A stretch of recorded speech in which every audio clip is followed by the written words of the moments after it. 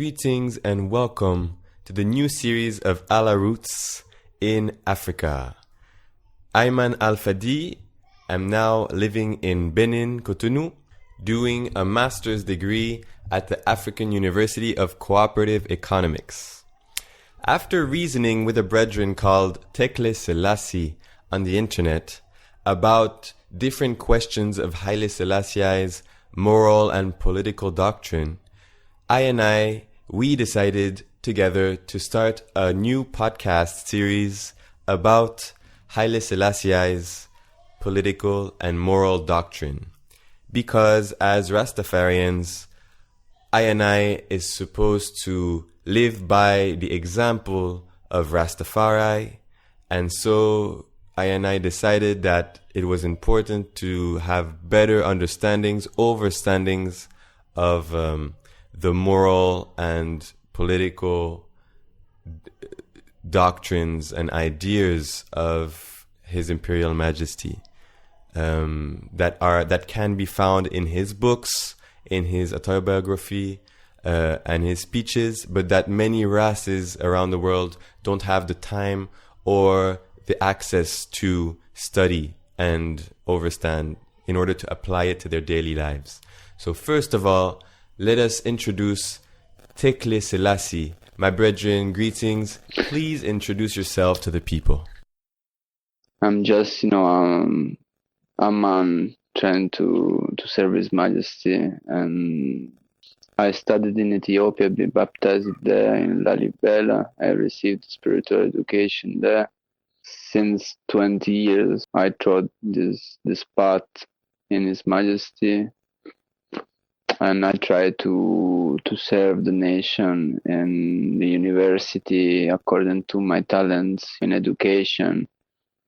And I wrote several books also, and I worked a lot to spread the word of His Majesty, the teachings. And yes, I will try to express all the principles given by His Majesty in moral field and also in political science.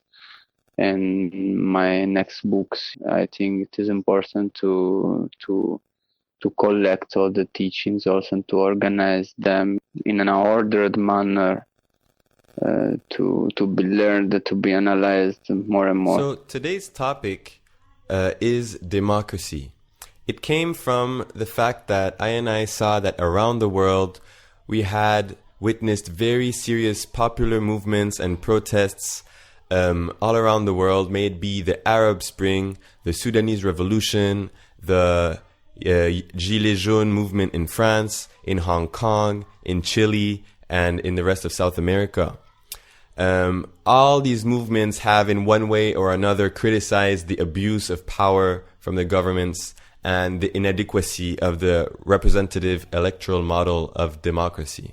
So I was wondering what His Imperial Majesty had said about democracy and about righteous models of government to guide I in how our democracies can progress in Africa, where we have a serious democratic crisis, and as well as around the world, where we can see the rise of fascism, as well as the political chaos in the USA with President Trump and all his theatrics around his ways of ruling. All the popular movements around the world who had a problem with power, they were talking about new forms of ruling for the people, like participative democracy and referendums and participative budgets and etc., etc. Well, the first thing I would like to say is that we should not commit the mistake to demonize power. The people around now in this time, in this day, they think that power is something bad because they have seen bad power around to be practiced by Babylon system. But the name of His Majesty himself is power, because Haile Selassie means power of the Trinity in Gaz language. So it is, the central meaning or the manifestation of His Majesty to come upon the earth to teach us about power, about royalty, about the ability to rule the earth, and to purify also the conception we had about power, what we have learned from Babylon system, from bad teachers. So now it is the time for Christ to come upon the earth and free the earth from the bad rule, and to replace a bad rule with an holy rule. So what we did, we study firstly through the education of His Majesty is a holy conception of power. We know from the holy books that God is a free being, establishing a free kingdom and ruling in equity and in respecting the rights and the freedom of each being He created. He created man free, it is written, also in His own image.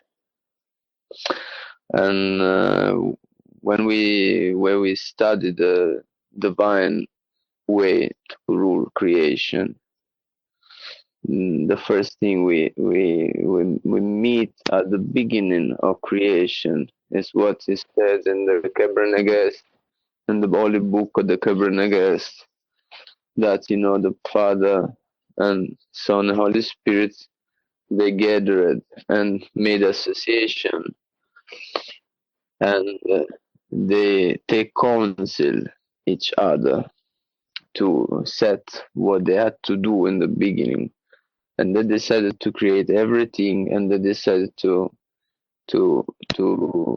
manifest divinity in flesh through the Son, and to send us the Holy Spirit to sanctify creation. So even God, in his monarchy, it reflects, a democratic conception of ruling. All the three persons of the divinity, they made association and consult each other in a congressional conversation. So we find this idea of the political decision in the word itself that is used in Ge'ez to describe this kind of activity, that is makar. Makar means council, and it means also decision. So for the Ethiopian mentality, we cannot take no decision without a democratic consultation. This kind of conception of free life, of democratic life, is reflected also in the nature of Adam and Eve, how they have been created by Jah in the image of His own freedom. The original rule that has been established upon the earth is completely free, without superstructures of any kind. Well, man and woman are completely free. They cooperate. There's no oppression. There's no slavery. All these things will come after. But in the beginning, when man was in his innocence, it was democratically free. His presence upon the earth was intended to be democratic in this sense. After when he lost his innocence, sin and slavery came into human nature and life. So human history, the word human history is the movement to build again our innocence and our original freedom. And that's why, in the Bible,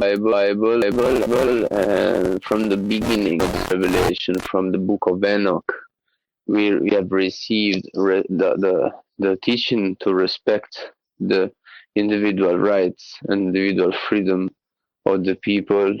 And when Moses gave the law, he taught the people about the Mosaic principles of rights and justice.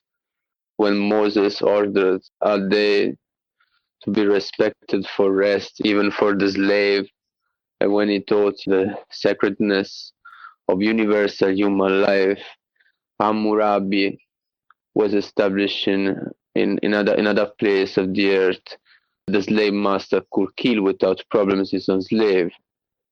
So when we speak about the law and the rights and everything that is related to democratic system, all these things legally come from biblical revelation and knowledge. That is the starting point of any civil rights movement.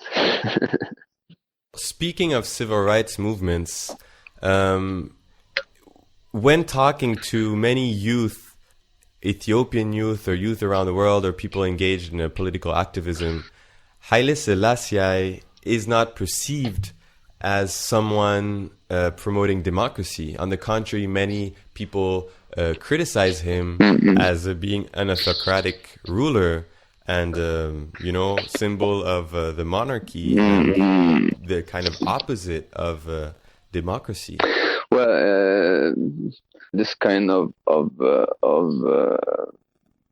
accusation against His Majesty is based on a deep ignorance of Ethiopian reality, even Ethiopian language, Ethiopian logic. When we speak about the emperor, for example, we use the word emperor when we want to describe His Majesty in his rule, but the word emperor is just a Latin translation of what we say in Ge'ez, Negus and Negest. Negus and Negest, it means king of kings, and you see that is very different from the etymologic meaning of the word imperator, that is the root of emperor in English, that is the Roman conception of the monarch, of the king. While the Ethiopian king is a king among other kings, and he cannot rule without consultation at a council of the kings to face their judgment, their advice. And the biblical law and the biblical culture is the starting point of the learning and the practice to respect the human rights of the people. When Moses ordered the law of the Bible, where all the rights of the people are respected deeply, if you compare that law with the other people at that time, you can see that it is a very, very democratic system, and that these are the beginnings of the democratic culture that we see today fully developed in modernity. But the seeds of this conception of this mindset of life is from Africa, is from the Bible, is not from the West, as Western propaganda tried to spread. It is completely false to say also that His Majesty is an absolute monarch in the legal sense of the absolute monarch we had in the West, when the national states of the West, after the disruption of the Roman Empire, were created. And we have seen in the West very, very oppressive system, Leviathan system, how their philosophers said. And we have seen that from the wicked policy of the Roman Empire, the totalitarianism came out, Nazism and fascism came out, not from Africa. Why? Because that is not the motherland of democracy indeed. Motherland of democracy is Africa and is African mindset. So His Majesty is not an absolute monarch. His Majesty is under the law, firstly, differently from the absolute monarch, as we have seen in the West, in the history of the West. And his conception of rule is deeply democratic, because he must respect the individual rights of the people, the religious rights, the property rights, the rights of movement, and so on, and must face the advice and judgment of the council of all the authorities expressed by the people before moving in one direction or another.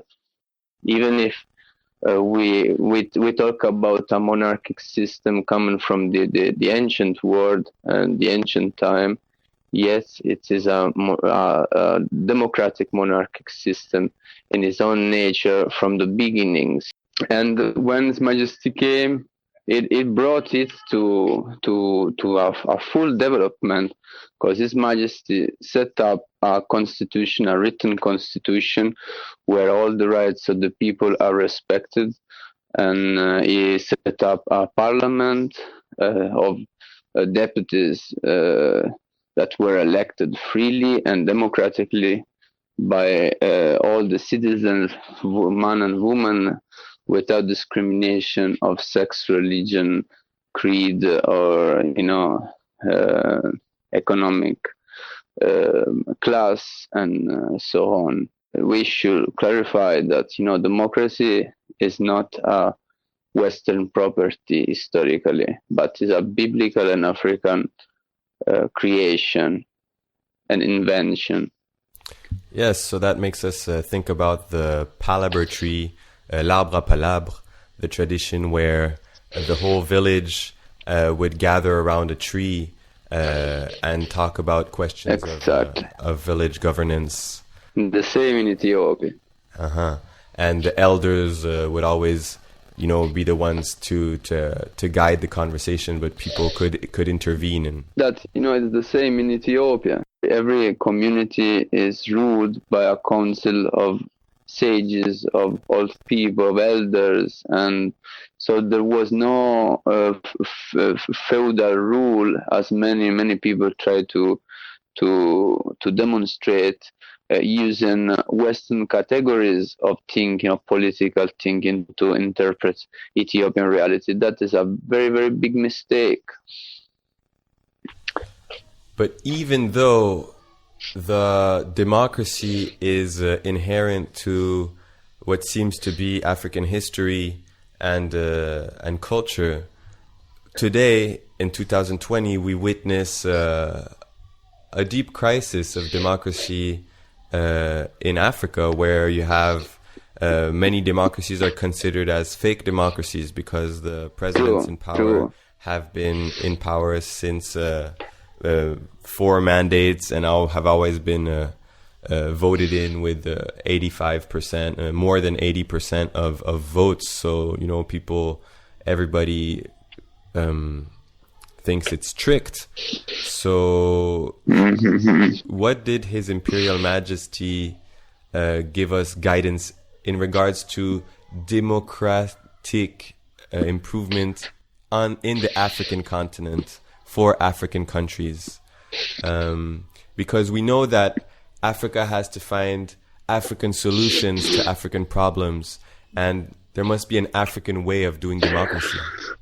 Yeah, His Majesty speaks in details about this issue in his autobiography, and he explains that there are 4 stages of political development, and the highest point of this development is the Republic. Even His Majesty speaks in this way.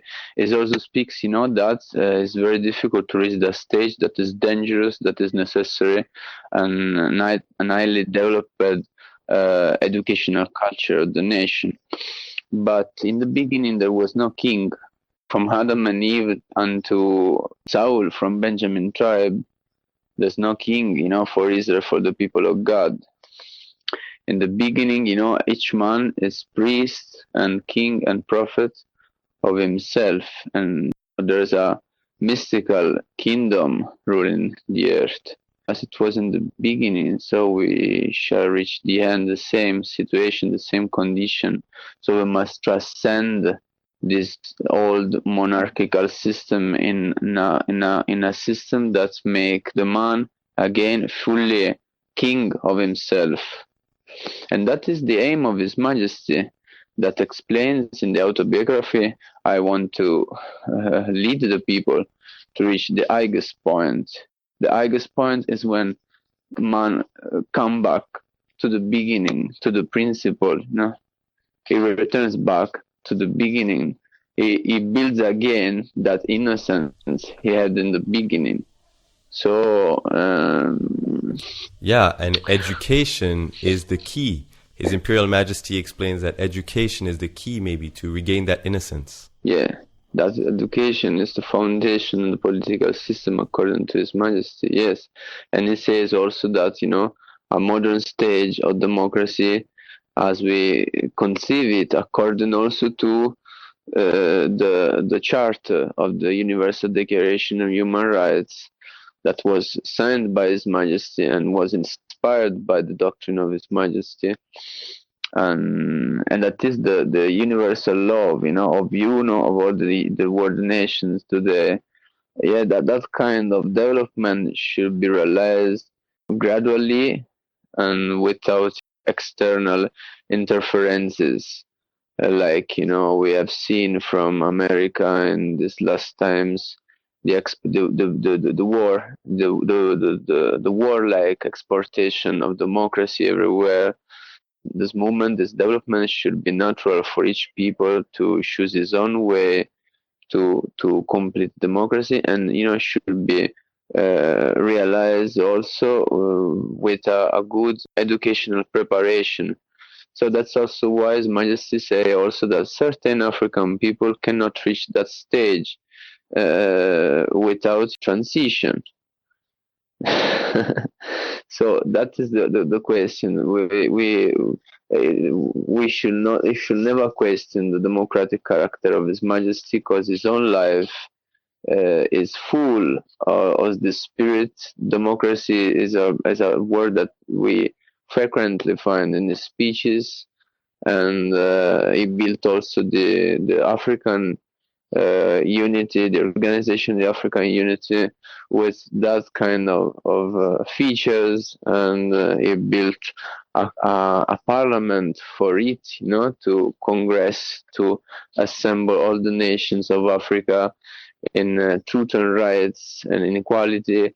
Another thing we can mention about that's very, very important is the fact that His Majesty is the only king in history that has given his people a constitution without popular pressure, without to be pressed by the people to do that, but at the contrary, with the resistance of the people. That was seen in his plan of modernization, a kind of corruption of the ancient customs of Ethiopia. It's in a similar way we see Christ, that was fought by people thinking it was corrupting the law of Moses in spiritual and priestical terms. Now we find that His Majesty is the Christ that brings innovation unto the law of Moses on the royal and political side. Seen. Yeah. Let me say this thing. His Majesty say there's a very, very beautiful and deep interview he delivered and to the Italian journalist Oriana Fallaci, that is a very famous one, and His Majesty say, democracy, republic, what does this word mean? Everything is illusion, is an illusion. We should analyze the word, what this word means. Democracy, republic, democracy. Historically, we use the Greek word democracy, speaking about the political system of the cities of the ancient Greek, particularly Athens. There, the people killed Socrates, the wisest of their philosophers, with a wicked trial, with false proofs and false clues. And so what kind of democracy is that? And republic is the system that has been established by Julius Caesar, and it was a dictatorship. It was a very, very oppressive system, and we all remember Caesar, to be like an icon of oppression and abuse of the rights of the people. So we should, revise completely this Western appropriation of the democracy. We should focus on the African and Ethiopian concept of it. That is the key of the teaching of His Majesty, even for African countries, not to accept the Western European concept of democracy. That is hypocrisy indeed. Fair enough. The thing is that in African countries, it's very delicate to protest and speak against power because you often face violence and repression. So education is the key, which means a proper and rich educational system is what will give the people the capacity of having the democratic conversation. So countries around the world should make guaranteeing equal access to a good education to all the people a priority, as well as continuing to develop their schools and universities and exploring alternative models of education. Firstly, His Majesty say that educational system plays a very crucial role in this, and that only with an educated people, democratic institution can exert their influence, the right influence upon the earth. So the first thing, the most necessary thing now, I think, is to improve our education, our learning, to give the people the truth, because even the gospel said that the truth makes you free and gives you freedom. So education is the foundation. Education is foundation. Speaking about education, we should speak also about African Ethiopian education. Because, in Africa, generally the people, even the highly learned people, they are full now of Western education. They speak Western foreign languages, but few of them maybe have studied deeply pure African doctrine and knowledge and science, like Ethiopianism, the Ethiopianism of His Majesty. So I think it's very, very crucial for African people to build up their own specific identity, even political identity, without align with, West or East and this Europeanism and this whiteism, but, looking for an African philosophy, an African power that reflects their own attitude, their own nature, and that has been conceived for their freedom and not for their colonization, like communism and capitalism and whatever. All these movements all them are colonial movements, so cannot give truth, cannot give rights unto African people. Ethiopianism, the doctrine, the political doctrine of His Majesty, is a political philosophy, purely African, purely anti-colonial philosophy. That is, the key for Africa to rise again. So it's all about finding African solutions to African problems and finding out maybe the African ways of doing things. Yeah, it's what I said, that. And every country is different, yeah.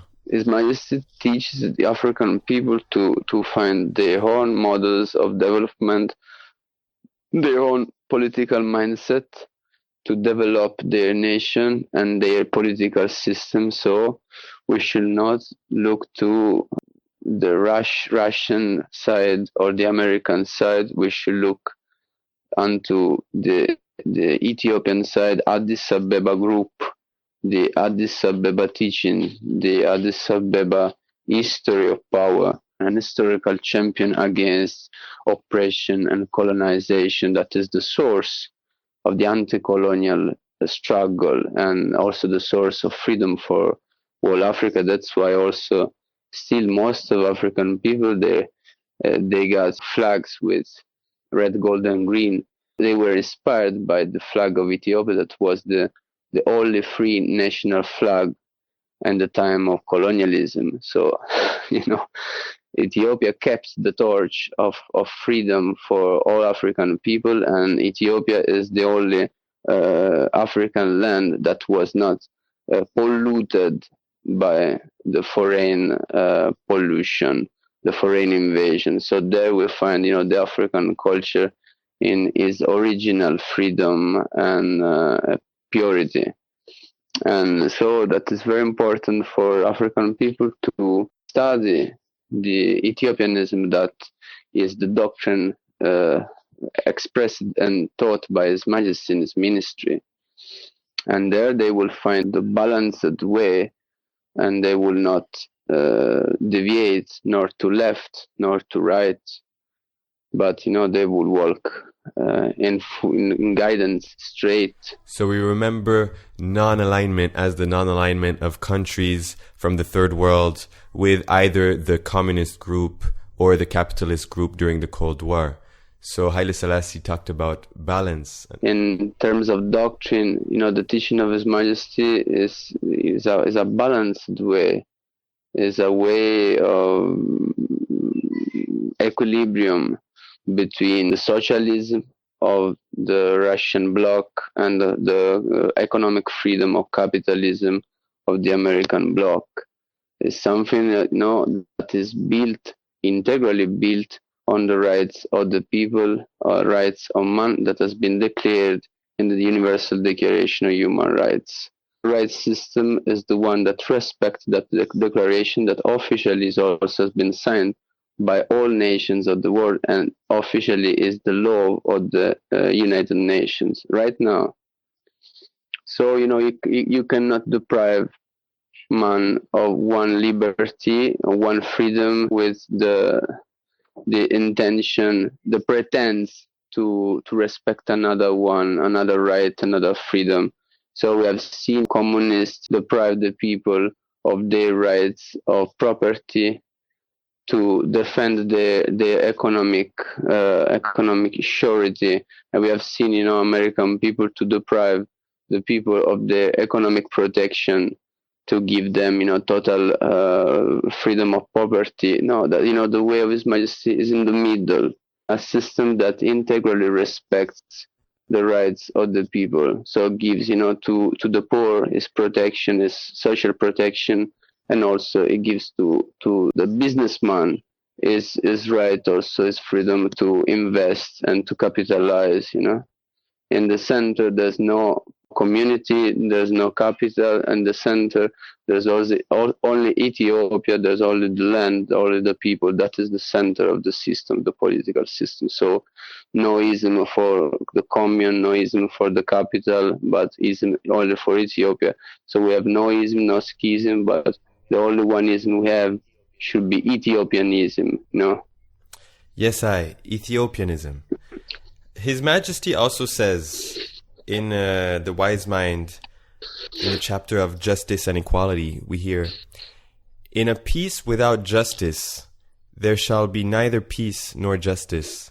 So when the people say no justice, no peace, that's kind of what they're saying. And in modern democracies, we see a lot of lack of justice because we have a lot of cases of corruption and government officials who have stolen public money, and that money has never been returned, and we've never seen them imprisoned, these people. He also says in the point afterwards that justice is the fundamental axiom for the survival of freedom and government. So we can conclude that it's a must that these cases of corruption be treated and that these people be judged and condemned and the money be returned to the people. True. True. That is a very deep statement, even philosophically speaking, because we have three basic axioms also in African philosophy, and they are God, truth, and justice. God is one. Truth is the equal sign in the equation, and justice is that one is equal to one. That is the scale and the balance, and this no one can contradict these three axioms. It means that they are truth, the absolute truth that are reasonable also, but cannot be demonstrated by logical demonstration and rational demonstration, but can be understood perfectly and with perfect surety also by spirit, by higher spirit. For example, it is clear that truth must be an axiom of everything we say. If truth is not an axiom, it's not an absolute truth. We should not speak even. And justice also. Now, why I think should be just? Why justice is important? You cannot demonstrate this fact epistemologically. The nature of the axiom is the same of dogma. That is the basis. So as you say, the three axioms. In our modern societies, truth is something questionable because we have all this false information, and the media is owned by the industries, and they give us propaganda and half-truth, or they manipulate the truth for their own intention. So we don't have that healthy relationship with truth, neither with God and neither with justice. So we have God, we have truth, we have justice, as we have, word and sound and power. So we have God, we have truth, we have justice. So before justice, there's truth. If there's no truth, how can exist justice? So truth is the foundation even for justice. That's why we say education is the foundation, even before justice, because education gives us tools to exert justice, to practice justice upon the earth righteously, and to pass judgment righteously. So a wide part of the justice problem in the world right now depend on the lack of education of truth. People should know about His Majesty. People should know about the words and the teachings of His Majesty. All these things are not described by the books, are not mentioned by their courses at the university. So we should revise, the whole educational system, giving the people the truth to proceed with justice and rights. Without truth, there's no foundation. And before truth, even God, because His Majesty speaking unto the nations, at the United Nations, He speaks clearly and say we should look unto God, unto the Almighty. There's a false idea of the laity of the state, the false conception that democracy means that the state is without God. That's completely false, because His Majesty, the system of His Majesty was deeply democratic and deeply respectful of the creeds and religion of each one, but that state had an official church. The Ethiopian Orthodox Church is not only the church of His Majesty personal, but is the church of the empire. So political activity should be guided by the guidance of the Almighty, of the Scripture, of the spiritual knowledge, of the spiritual wisdom. Politicians should not conceive himself like something different, separated from God. And that's another tricky concept for modern societies, where the state, in the name of freedoms and rights, the state must be separated from religion. Yeah. So the state, as by definition, can't be related to a particular concept of God in my opinion, false name of freedom of thought and freedom of religion.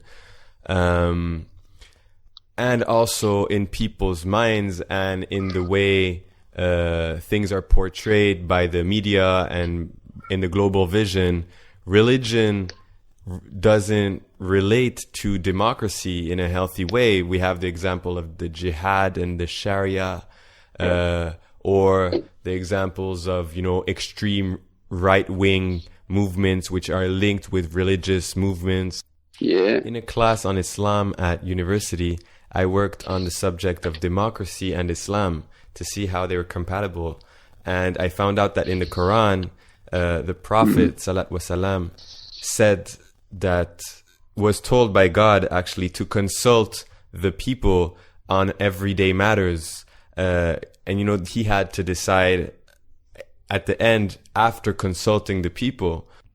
Also, when I come to think of it, in the original freedom in the Garden of Eden, there was still a law, a law to not eat the fruit of the tree of good and evil. So the children of Israel were free as long as they lived by the law of the Most High. The first thing is that we have a very modern revelation. We can say that we are the only spiritual movement on the earth that got a contemporary revelation, speaking in a contemporary language for the contemporary problems. Christianity relies on things happened 2,000 years ago. Muslim people did the same with an old book, but we have a modern time book. We have His Majesty, that is the Bible speaking in these times, in these forms, with these problems, facing these specific problems. So when we study the laws of His Majesty and the 6 codes He gave us, we find, a modern language law that one can apply to the modern world without problems, and there you find a very, very modern conception of state. And it should be an example for all the scholars, of the legal scholars all over the world. And there's a big difference with Sharia or with old-time revelations and legal conception identity. And I would like to say one thing about Adam and Eve. Yes, it is true that God ordered Adam and Eve to avoid the fruit of the tree of good and evil. It was not allowed for them to take it, but that was a transitory precept according to Ethiopian tradition. So it was just a question of education and times. God said, take everything you like, but that fruit, to take that fruit, to eat that without damages, you should wait. You should educate firstly your spirit to a more simple condition. And that is the same we experience when we are a child, and our mothers say, oh, you should not eat that sweet thing at the beginning of the meal.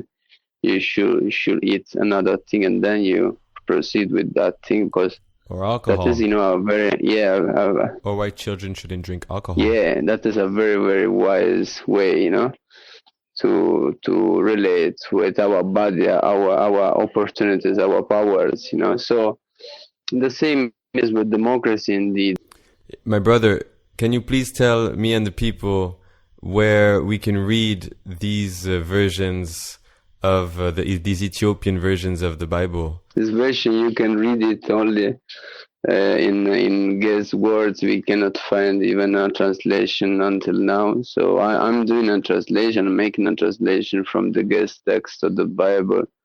And, with time, maybe we will have it. But now you should learn Ge'ez and read directly, and also read all the books we have in Ethiopia to explain the Bible, because we have not only the Bible like the Protestant minister preach, that we have sola scriptura. They say that we only have the Word of God as education about the facts of spiritual history and spiritual thinking. No, We have a lot of books extending the explanations of the Bible, like I don't know, the Kebra Nagast, we have Feta Nagast, we have Gedle Hawariat, we have the life of all the apostles and all the prophets, and we know when they did that and when they died and the date and the hour of everything. So it's a very deep science, and it's very different from the white culture of Christianity regarding these things, you know.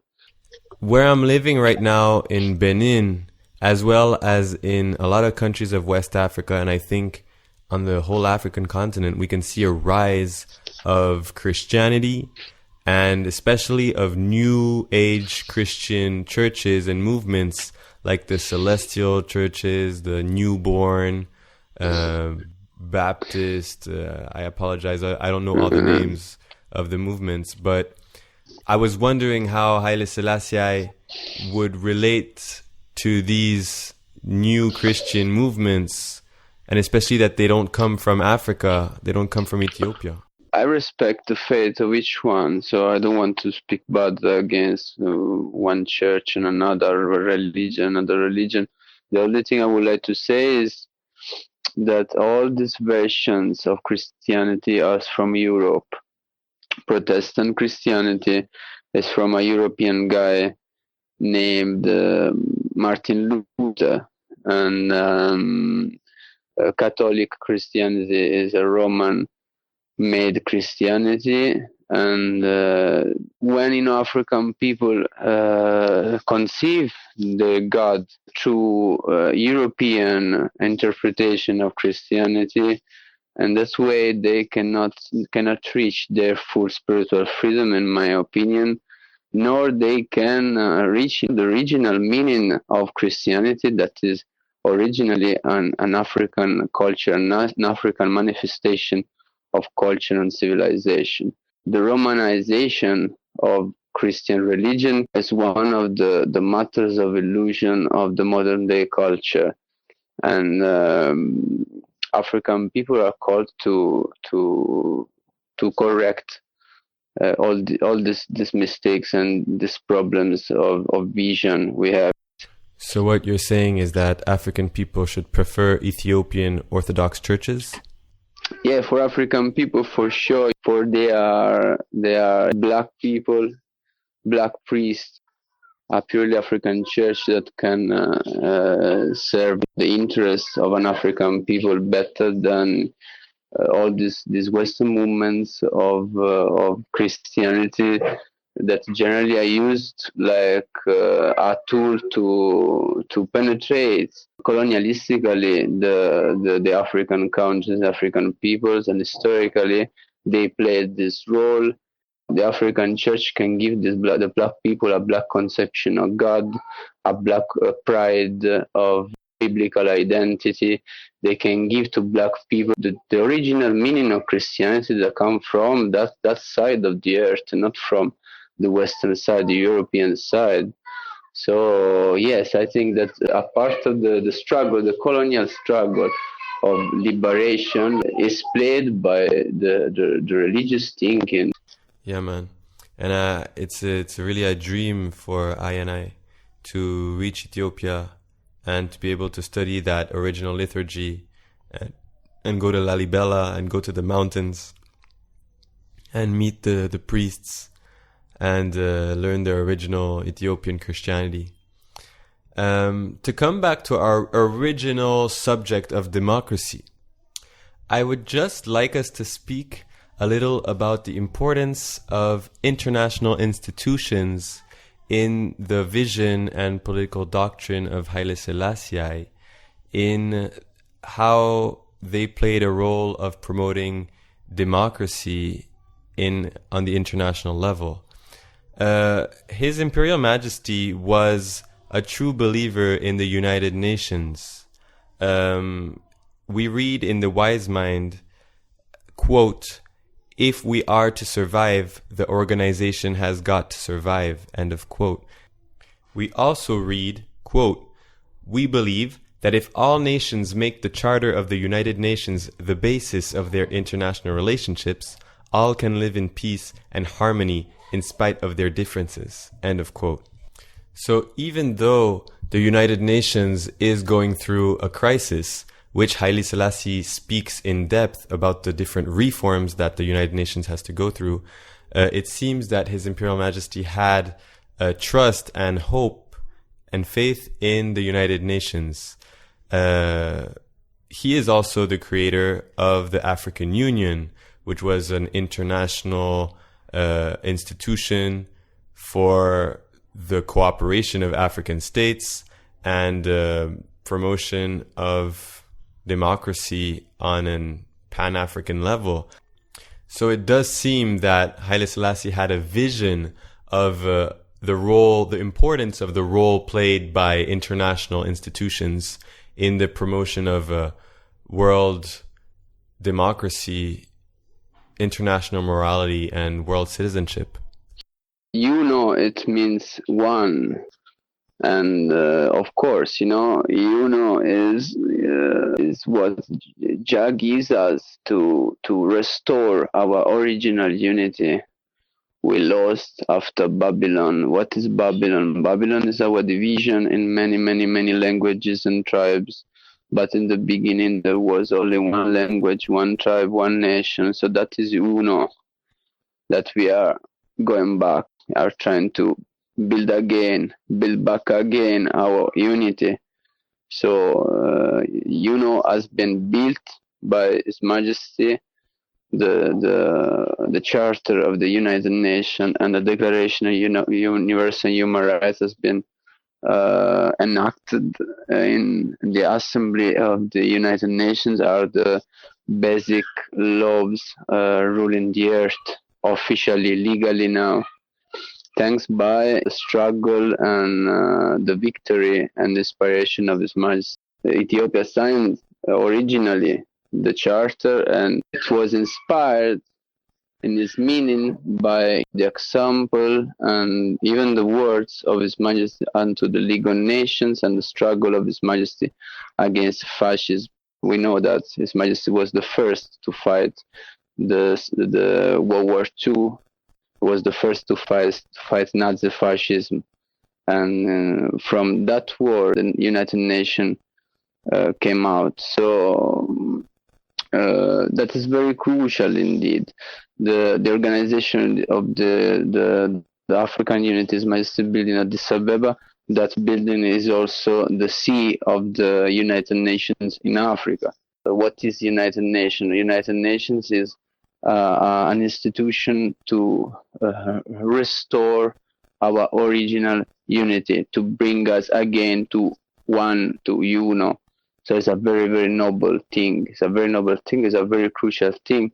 If this fails, it fails everything regarding peace and surety and equality and justice. Because until we do not set up again world citizenship, as His Majesty say, everything is illusion, is a fleeting illusion to be pursued but never attained. So it's a mistake when we hear people condemning the United Nations as a corrupt institution, or saying that, there's no hope of progress and it's useless institution. That doesn't go with Haile Selassie I's vision. But on the contrary, one should nourish hope and vision and try to be interested in the questions of reforms of the UN and understand the complexity of the issues of the UN's internal administration. As His Majesty said, only one who has ever done governance can have an idea of what governing is like. And that's also maybe applicable to the United Nations. It's very easy to judge, but I think the work that they're doing on those high levels is more complex than we can imagine. It's like condemning the church for the mistakes of the priests. It's not reasonable. There have been a lot of mistakes. We have seen them. His Majesty also speaks about them. There are a lot of things that should be improved and changed and reformed in the United Nations. For example, His Majesty speaks about the reform of the veto system of power that reflects, an after-war historical condition, and that is without meaning right now. We should work on it. There are a lot of things to perfect, but in itself, in the words of his charter, in his conception, in his intentions, this institution is very, very noble, and it is the only way to settle international disputes and problems. There's no other way. His Majesty say, who is enemy of the United Nations is our enemy. Similarly, there's also the subject of voting, because a lot of young people, political activists, or people who identify as Rastafari decide to boycott the vote in their different countries, and so to not participate in the democracies because they consider that the democracies are corrupt and that they don't identify with any parties. But that results with the non-participation in democracy and their voices not being heard at all. So without judging, I just ask what Haile Selassie I's doctrine would have to guide us on how I could participate in these democracies. Even me in Italy, but just because we have no undemocratic law to vote, because we cannot vote, a man. We should vote just a symbol, a party, a partitocratic system we have, in the West. That is not a democratic system at all. And His Majesty speaks about this thing. He also gives us an electional law to understand better the nature also the vote. But the fact is, if we lived in Ethiopia, maybe it will be different. But the brethren and sisters that are scattered in Babylon and faced with Babylon political systems, sometimes they think, to express also their political opinion, boycotting the vote and the ballot, and it is full of sense. It is full of sense, I think. In a very in a truly democratic system, of course, the vote is a duty. It's not only a right of the people, but it's a duty. Even Marcus Garvey speaks about this matter and say you should always vote for the good government and so on. But the question is that sometimes in Babylon, in the West, we find ourselves surrounded by a legal system and a legal system of parties that cannot express our own good or rule the place according to our principle and ideas. Is just a trick. So when you find yourself in that condition, maybe it's better to boycott, also to testify your opposition to that kind of system. Fine, I hear you. As an activist for the promotion of participative democracy, I am very interested in new forms and possible reforms of the electoral system. And there's a lot of reflection going on in citizen groups and different political parties on this subject around the world. And countries like Iceland and Switzerland have a different model. And in Quebec, we organized our first citizen assembly. In Montreal, in Vermont, they have their town meetings, and in France, they just had also a participative democratic exercise about the climate crisis.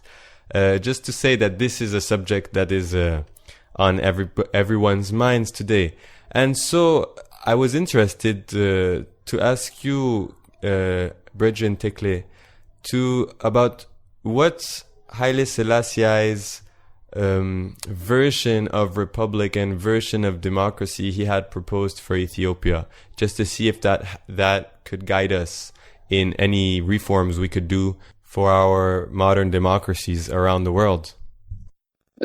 there should be a parliament, His Majesty say, and it should be composed by two different chambers, the Senate and the Lower Deputies chamber, but they should not be the same. First thing, in the West, we find that the Senate and the Chamber of Deputies are quite the same. Difference is only about the age of the deputies inside. In Ethiopia, it was different. There was a Chamber of Deputies that was elected by the universal vote of the citizen, and we had a Senate that was not elected from the bottom, but from high. They were chosen, yes, according to the groups, the political groups of the popular election, but they were chosen by His Majesty and according to merits of excellency and abilities or cultural abilities and civil merits and civil deeds. And so there was a meeting in decision between the preferences of the people and the quality of intelligence of the chosen people, chosen deputies of the Senate. Should not be only a popular choice made of popular sympathies and popular propaganda like here in the West, but it should be also balanced by a part of the political class chosen according to criteria of excellency. Interesting. And after this, the general election of the people should be according to the places and the local realities of the nation. So for each district, there should be, a certain number of elected deputies, but these deputies should be citizens living in those places and not abstract preferences of the people, because they see the man in the TV. No, it should be of that place. So in this way, we can reconcile the political representation and the territorial representation. So in the parliament, we have not only a distribution of seats among the parties, but we have, a real representation of the land. So we will have the occasion to go back in depth into these regulations and laws that His Imperial Majesty passed during his reign, as well as his speeches, both in English and in Amharic that you know about, that we can't wait to learn more. Our next podcast will be about education, because Haile Selassie I served many years as Minister of Education, and education was very important to him. So we will go in depth and reason about what kind of education Haile Selassie was looking towards and what he called education, and how that can inspire us to improve our modern education systems. So I give thanks to Tekle Selassie for this reasoning, because yes, this was a reasoning. This is what Rastafari call reasoning, when we share a conversation and we let the information resonate in our minds and our spirits, to hear the different levels of truth that have been shared.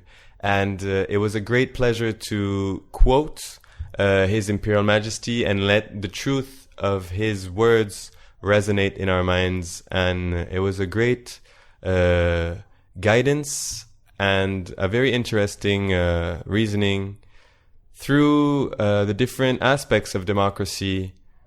May it be through man's original freedom in the Garden of Eden, and his sovereignty and the equality of all as creatures of the divine, the original law in the Garden of Eden or absence of law, the misconceptions around the concepts of democracy and republic, the original conceptions of democracy in African traditions, the necessity of Africa to find African ways of practicing democracy and African solutions to African problems. And finally, we talked about voting and the UN, the reform of the UN, and also how the reform of the parliament for the Senate to be composed of elites, intellectual elites, chosen amongst the people for their excellence and proven excellence, and not maybe from the political class, but also from the intellectual and cultural class, which is interesting because in many democracies where there's abuse of power, it's the intellectuals that are censored and sometimes arrested and for false accusations because they're silenced. So if these people were put in power, that could be interesting as well.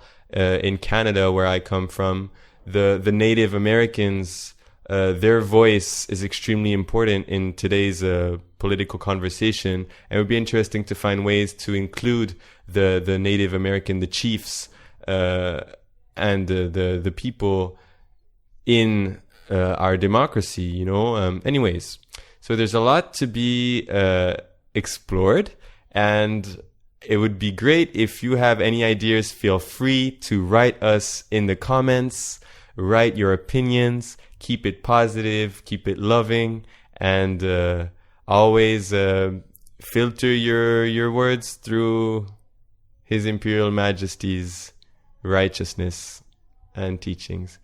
May the Most High Jah guide and bless and protect us all, and see you in the next podcast. Tekle Selassie I give thanks and praise. One perfect love. This was Alpha D on Ala Roots. Jah Rastafari.